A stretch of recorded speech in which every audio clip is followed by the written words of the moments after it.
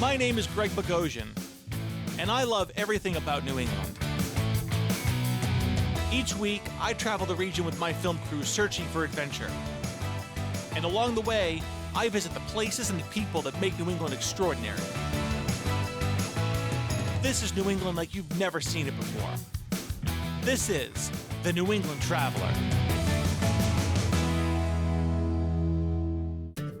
If you're anything like me, sometimes you get a bit of cabin fever and you have to get out and explore something new. Mix things up a bit. Today is one of those days, so I decided to hop in the Subaru and take a drive.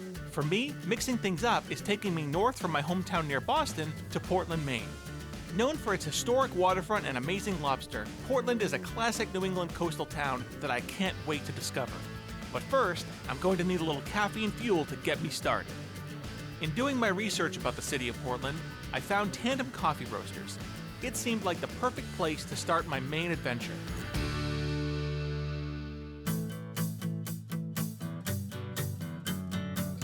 I'm here with Will Pratt of Tandem Coffee Roasters in Portland, Maine. Will, how you doing? Great. It's nice to meet you. So Will, tell me about Tandem Coffee Roasters. We are a small roastery here in Portland, Maine with 2 retail locations. We always knew we wanted to open a cafe. We were living in New York. Portland's just smaller. It still had a nice food scene, and it was on the coast, which is everything we wanted. You guys roast your own coffee beans here. Can you take me through that process a little bit? Sure. Roasting your own coffees adds a whole other element. You can define your company better as to which coffees you choose to sell. Basically, coffee starts at origin, be it Africa or the Americas or Indonesia. Sorry, New England, no coffee's grown here. We get samples from all over the world, roast them, go through like a pretty rigorous tasting, decide which ones we want to get. From there, kind of like build our coffee program off of that. We taste every single roast we do. With Will's high standards, something told me I wasn't going to get out of here without doing a little work. But I don't mind helping out. So Will, as you know, I like to get a little bit busy, get my hands dirty a little bit, so put me to work. I'll warm up the roaster, and why don't you scoop some green beans? From this bag into that bucket right there? Yes, please. And there's that scale. What does it have to be? We're gonna need 7.8 pounds of that one. 7.8. I saw you do this earlier. Yes. So you don't spill any. Every bean is precious.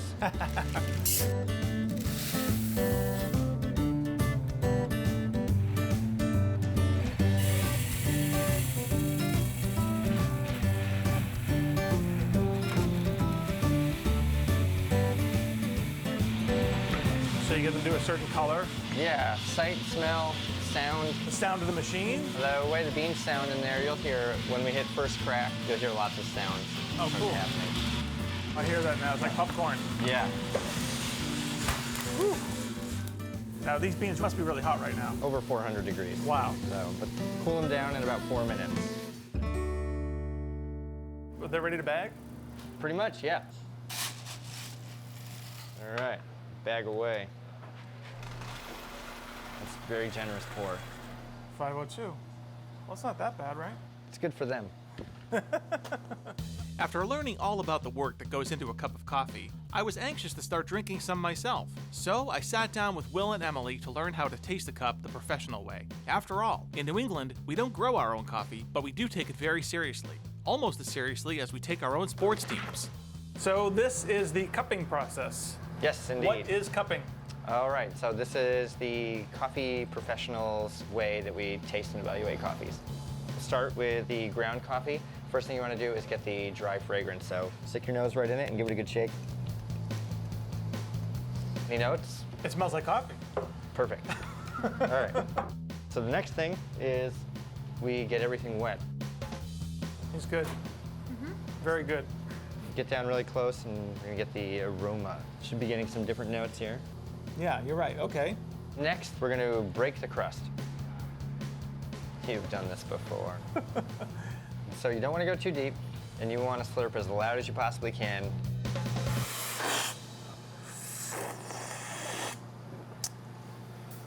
That was slow and quiet. This is really good, and I really appreciate your time. Thanks again, Will, for showing me cupping. Our Emily, pleasure. thank you very much. Thank you. Can we get some cream and sugar in here? Sure. You want to get your lobster roll? Oh, I gotta get one of these things? Yeah, you gotta See, get I've a already hot dog screwed stand. up.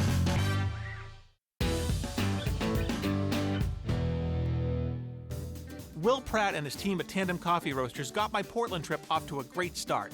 It was definitely an educational experience. As much as I love the mornings, I am not exactly what you would call a morning person, so the caffeine definitely helped.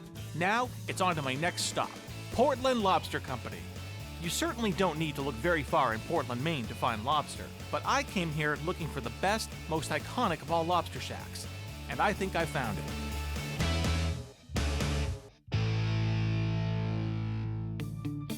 I'm here with Ethan Morgan, the general manager of Portland Lobster Company, right here on the water, this beautiful view. Ethan, how you doing, man? Nice to meet you, Greg. Nice to meet you as well. Tell me about Portland Lobster Company. What makes it so special? Portland Lobster Company, we've been here for a number of years now. It's a fantastic little restaurant, more of a fry shack than anything else. It's special because it's one of the few spots that actually has such an incredible view right here on the water. Great spot to come down, grab some good seafood, good beer, just hang out, listen to some live music, and enjoy the sunshine. The original owners of this place, when they started it, they were all native Mainers. They were looking for a place that they could just hang out and relax on a deck, and there wasn't anything like that here. There's nothing else quite like this. It's definitely something pretty unique to Portland, pretty special to Maine, really. There's something about the ability to sit here and stare at the water that makes seafood somehow taste better. Oh, definitely. Lobster is one of those things, you know, it's gotten a little beyond itself. It started as a food for prisoners years ago. It used to be the cheapest thing you could possibly eat. Nobody wanted it. So what we try to do is bring it back to its roots here a little bit. We like to keep it as simple as we can, as relaxed as you can, and it just makes it that much better. There's nothing better than having a steamed lobster dinner outside on the deck, looking at the boats go by. Can't beat it. Tell me about this little guy right here who's on our table. We're a little different than a regular restaurant here. We don't do any table service. Instead, you come up to our counter and place your order with one of our cashiers. They'll give you this little pager here. Come out, have a seat anywhere on our deck that you'd like. Our kitchen will page you as soon as the food's ready. Head up and pick it up. By now, I was starting to get an appetite, and all this talk of lobster certainly wasn't helping. Lobster has long been served up on hot dog buns at roadside stands in New England. What you may not know is the lobster roll itself has had many variations. In New England, we serve lobster cold on a New England-style Frankfurter roll that has flat sides so it can be buttered and toasted. This New England classic gets a different twist in Canada and Nova Scotia, where lobster appears on a hamburger bun or even a baguette. But before I dove into the Portland Lobster Company's offerings, I wanted to get a look at what goes into making this delicious crustacean, well, delicious. Jonathan here at the Portland Lobster Company has generously allowed me to come into the kitchen and try my hand at making a lobster roll. So, Jonathan, let's do it. Yeah, let's do it, Greg. All right, so the first thing is you get these splints here. We've got 2 orders for lobster rolls here. I'll let you do one, and I'll do one. These yeah, two? right here on, okay, on they just on came board. in. This is live. Oh, I forgot my boat there. Yeah, don't forget your boat. Okay. Official lettuce. Okay. I'm gonna take my lobster bullet, which is a full 3.5 ounce portion. This is a lobster bullet. It's official. It's official.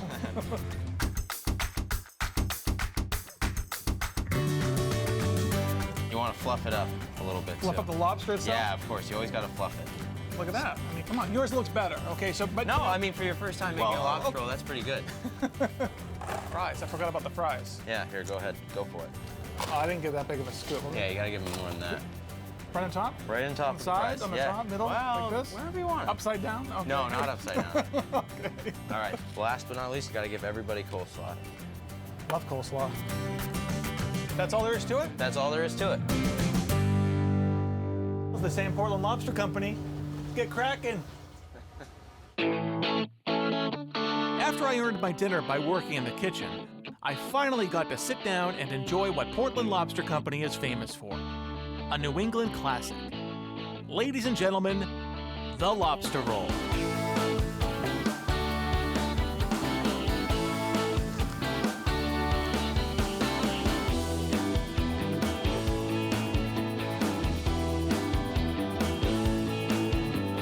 As expected, delicious. Ethan, I really appreciate you having us out here today. Portland's a great town, and the Portland Lobster Company is great. Thank you very much. Yeah, thank you.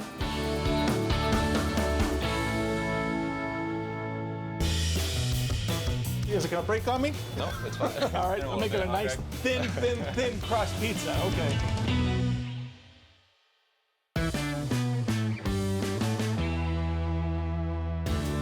I really enjoyed my time at Portland Lobster Company. Ethan is a great host. He filled my crew up with lobster and actually let me make a lobster roll in the kitchen with his talented team. But if I'm going to see everything I want to see today in Portland, Maine, I'm going to have to speed things up a bit. My next stop is Otto Pizza. Otto Pizza is a great New England destination.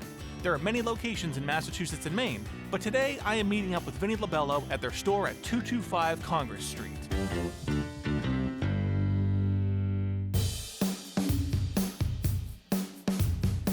I'm in Portland, Maine at 225 Congress Street at Otto Pizza with General Manager Vinny Lobello. Vinny, how you doing? Great. Welcome to Otto's. Tell me all about Otto Pizza. Otto's Pizza got its start 5 years ago by our two owners, Mike Kean and Anthony Allen.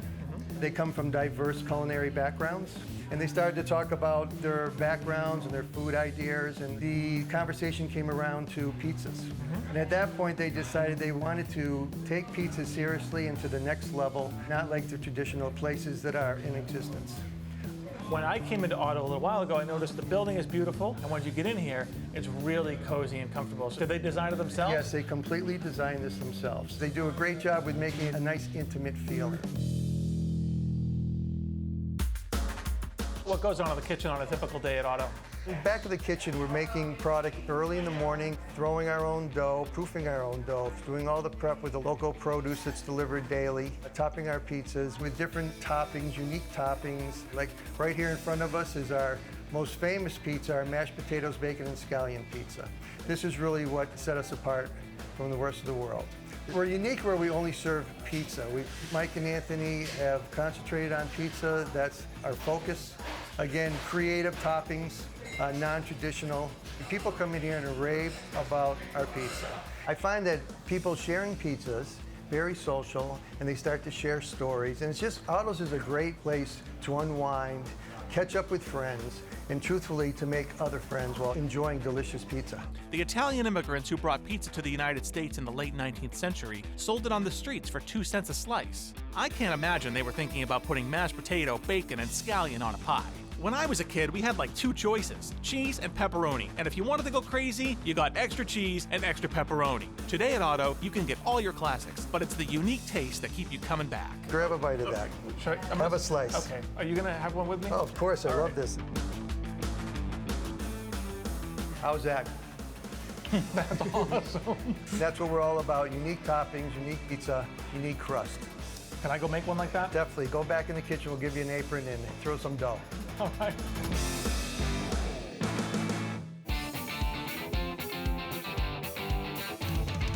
Hey, Brandon, Vinny told me I can make a pie today. Is that okay? Yeah, it's cool, Greg. How do we start here? What do you got? The first step that we do is we throw our aprons on. Looks like you already have one on. I'm good.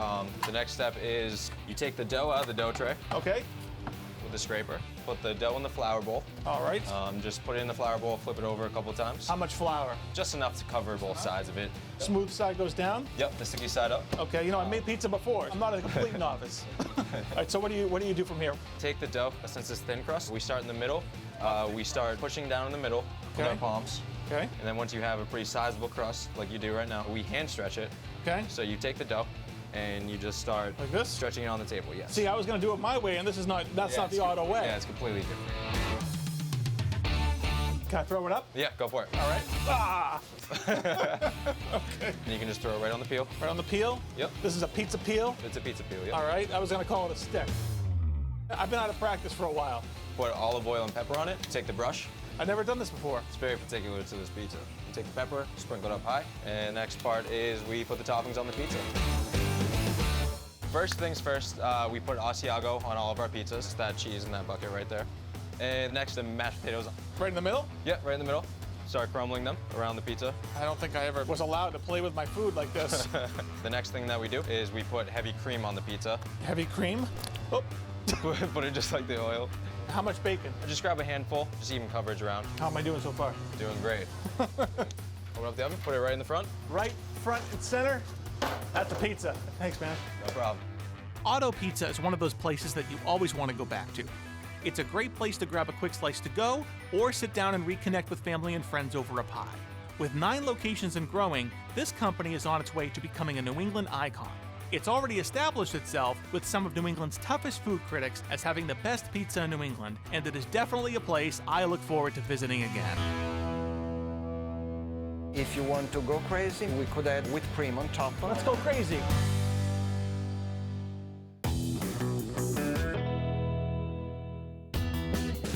Portland, Maine may be best known for lobster and lighthouses, but on this trip, I found out that pizza in Portland is second to none. With lunch taken care of, I think it's time for dessert, and my next stop will definitely take care of that. Gorgeous Gelato. Right in the middle of downtown Portland sits a little gelato shop that is big on tradition and even bigger on taste. I'm on 4th Street in Portland, Maine at Gorgeous Gelato with Donato Giovane. Donato, how are you? Good, thank you. Did I pronounce the name right? Perfectly. Perfectly? I don't know about that. Donato, tell me about Gorgeous Gelato. We arrived from Italy exactly 4 years ago. After a few months, December 2010, we opened a Gorgeous Gelato here in Portland, Maine, fresh off the boat from Italy. Why did you open a gelato shop? Because we were in love with that product while living in Italy. My wife attended the University of Gelato, I attended other classes in order to be ready to start this kind of new business here in Portland. So there's actually a University of Gelato in Italy. There's a University of Gelato. There are many schools, some are commercial ones, others are very serious schools.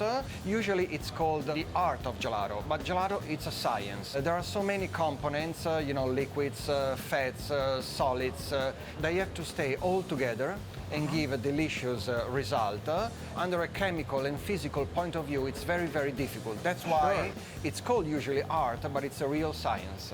That makes me think that anybody can sell it, but it takes a certain recipe and a certain sensibility to make it. Exactly. You use the right word, the sensibility and a lot of passion.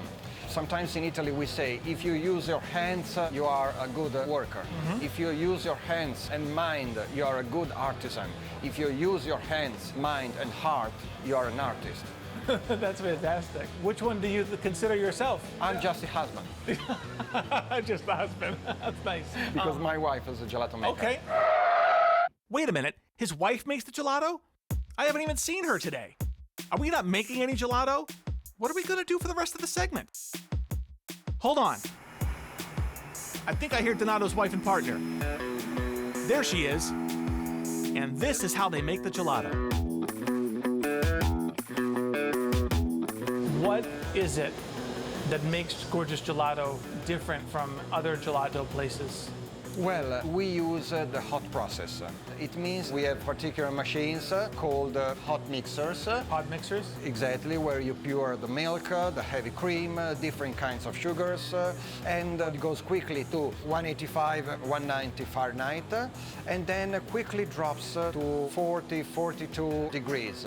It remains at that temperature for at least 12, if not 24 hours. That's the only way to make a silky, a smooth gelato, because the fat molecules and the water molecules, they strictly connect together. What I'd like to know, what a lot of people may not know, is the real difference between ice cream and gelato. Yes, it's a good question. Gelato contains just 25, no more than 30% of air inside, compared to ice cream. Ice cream contains between 85 and 95% of air. So once you buy ice cream, almost 50% of what you see is just air, nothing else. Another interesting difference is that gelato is warmer than ice cream. Being warmer and with 1/3 of fats, it doesn't cover your taste buds, so you're able to carefully and deeply taste all the flavorings contained in the gelato scoop. And it's more delicious. That's important. Exactly. You've got to taste it. Exactly. Let's taste some gelato. Okay. Cheers. Cheers. So good. The gelato cannoli. Yes. Wow. The affogato. Affogato is 2 scoops of gelato, the espresso poured on top, house-made with cream, and some cocoa powder on top. This is the most delicious dessert I've ever tasted. Donato, thank you very much. I can't wait to come back. And bring your friends. I'll bring all my friends. In this episode, I visited Portland, Maine, and I learned what makes food lovers flock here year-round. I started with a jolt of caffeine at Tandem coffee roasters, and then made my way over to the Portland Lobster Company, where I got to make my very own lobster roll. After walking off my lunch downtown, I made my way to Otto Pizza and met with manager Vinny Labello. Vinny let me make my very own pizza pie.